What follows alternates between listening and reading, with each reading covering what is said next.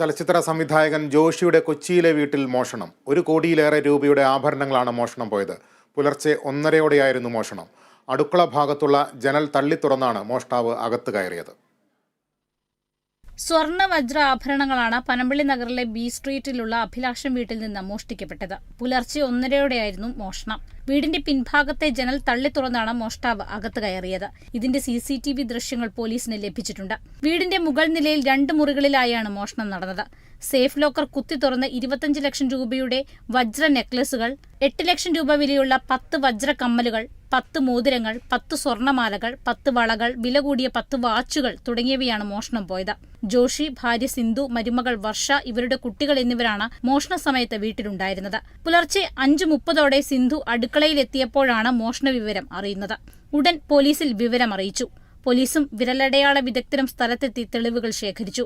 Dog squad അടക്കം സ്ഥലത്ത് പരിശോധന നടത്തിയിട്ടുണ്ട്. Kerala vision news, Kochi.